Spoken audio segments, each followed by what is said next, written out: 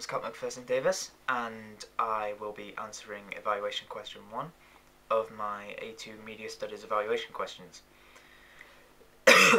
So without further ado, in what ways does your media product use, develop, or challenge forms and conventions of real media products? I'll start by elaborating on the forms and conventions that we challenged. The main one in particular was portraying a femme fatale character in our teaser trailer called Linda. Linda's character is the opposite to typical women because she is unemotional, logical, and rational. And we used her to challenge the dominant ideology that men are superior to women, and that men play all the good roles, and that women play all the roles underneath to men. In this case, the femme fatale uses her charm and appearance to persuade and control men into getting what she wants and gaining power to support her dominant role, which is important in this case because she works in her role is based in an underground, like secret underground organization, which is the gathering of the villains in our teaser trailer. She's different to women because, as I said, typically women are kind, caring, and supportive towards men, but they are also irrational, emotional, and illogical. Especially shown in Alfred Hitchcock's Vertigo, North by Northwest, and Rear Window. Women work in occupations that are subordinating roles to men, including nurses, flight attendants, and secretaries. Linda is especially in power because she has mainly the ability to do whatever she wants because she's the leader of the organization. Especially in the breakup scene, she makes that choice, and does it with no emotion whatsoever. And we introduced this character to surprise and thrill the audience in a new way that would play on their expectations and prove them wrong. So, the conventions that we actually followed include frequently having characters in the shadows where you cannot make out their face. Real media products that have characters with their faces in shadows include Kevin Spacey in Seven in 1995 and Brad Pitt in Fight Club in 1999. And in the storyboard, we have shots 5, 7, 29, 37 and 39 where the characters' faces or figures are shrouded in shadow or covered in shadow to raise the suspense and engage our audience and try to get their eyes fixated on screen to feel to ask questions, because this sense of mystery will arouse their attention and they'll become interested. In the final teaser trailer, we only decided to have shot 5 because of filming difficulties. But shot 5 alone has a lot of significant importance in that shot 5 specifically is the close-up at a low angle of Emily, that's the actor's name, Linda, on the throne breaking up with Eric, and her face is cleverly covered in shadow. I particularly took that shot, and I feel that the audience will it would be shocking for the audience. I believe it would arouse suspicions. The following form and convention that we followed was a non-linear timeline, especially in The Following in 1998, Memento in 2000, and The Prestige in 2006. The storyboard originally had a jumbled up timeline, and nothing quite sort of made sense.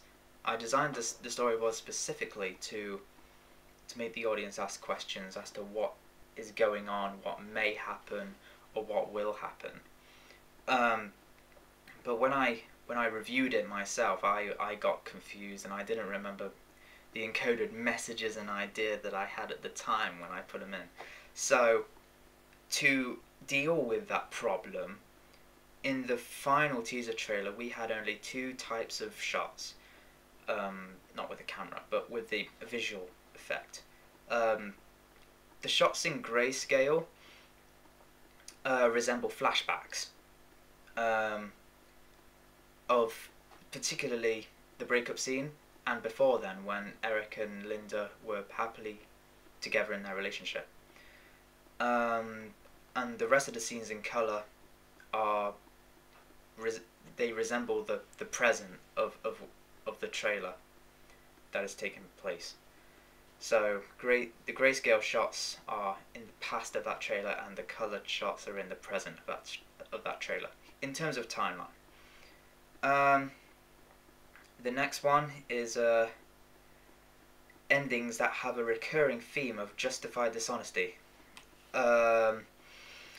Examples of this include Guy Pearce's "Do I Lie to Myself to Be Happy" monologue in Memento in 2000, Michael Caine's closing remark that the audience wants to be fooled from The Prestige, Christian Bale's rationale of how the citizens of Gotham City deserve to have their faith rewarded at the end of The Dark Knight, and pretty much we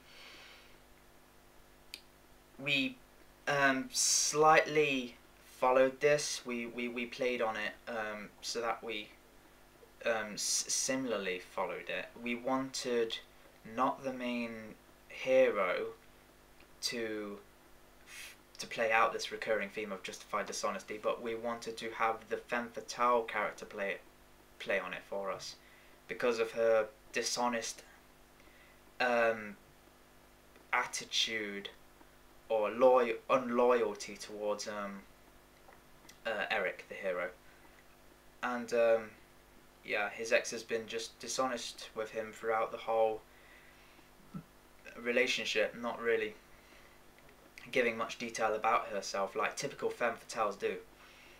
Okay, the last form and convention that we followed was a psychological condition or disorder to do with the main character. Examples of psychological conditions and disorders to do with main characters include Pierce's short-term memory condition in Memento, Al Pacino's titular sleeping disorder in Insomnia, released in 2002, Christian Bale's phobia of bats in Batman Begins in 2005, and Aaron Eckhart's dual personality in The Dark Knight. I think that was a Joker.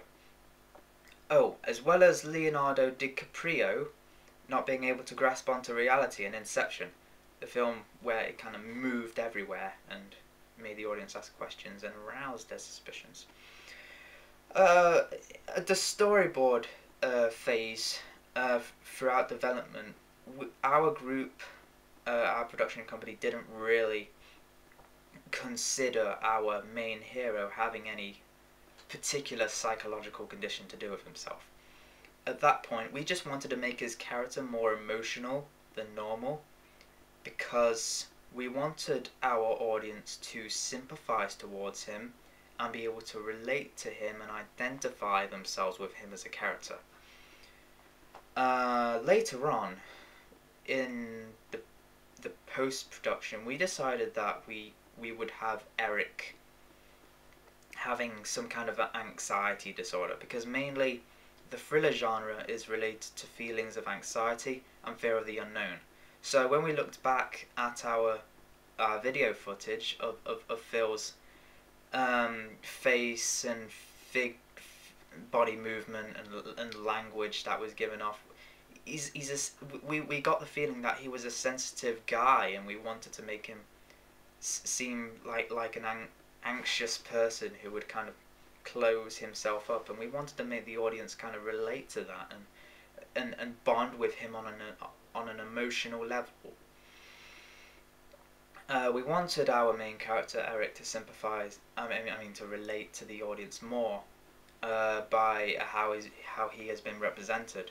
We didn't want Eric as the hero to be a muscular jock who's brawn and masculine, like typical film heroes, because not only is it fairly unrealistic, but we just generally didn't want him to be that typical kind of superhero. We just wanted him to be represented as a regular human being of about average height and weight, with no particular special qualities, but just with a strong ethic that would show that he is the hero and that he's on the good side of things.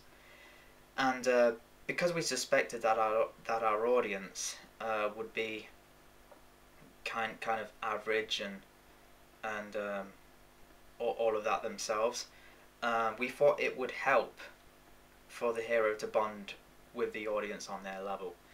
So that's the reason why we portrayed our hero as an average human being, like an average Joe, and just a regular, outgoing, friendly guy who's been sadly used by this devious femme fatale character. The other forms of conventions that we followed to do with, I believe, mise-en-scène and those micro features. In the storyboard, it did have weaponry, including knives, guns, and cars and vehicles. But not only did we not have access to those props, even if we did, we wouldn't have enough time to organize everything and try and capture all of the shots from the storyboard exact. So we went with some alternatives there. But we did achieve with the mise-en-scène in some part by giving the blockers or the villains black clothing or dark coloured clothing, because the connotations of dark colours, or black in particular, resemble mystery. It could also relate to kind of business professions, because not forgetting that the villains are part of a secret underground organisation. So we felt that was achieved, and the clothing, especially with the gender, with Linda wearing a female clothing and males wearing male clothing. We felt we achieved that, and we captured the mise-en-scène in that part, and the lighting we just fixed in the post-production stage. Well, my overall thoughts and feelings about the challenging and followings of the codes and conventions of the thriller genre in our product, I feel fine with it. I feel we've bravely challenged the convention of the dominant ideology that will surprise and take our audience off guard. And we also followed the conventions to do a thriller genre. So I think that if that would effectively fulfill the purpose of our teaser trailer by surprising, thrilling, and fixating the audience's attention on screen. So I believe it worked, and the reason that it worked was because we used our creativity to develop new ideas that would push the thriller genre forward into the future of filmmaking. Thank you. I'm Scott McPherson Davis, and I just answered evaluation question 1 of my A2 Media Studies evaluation questions. Thank you.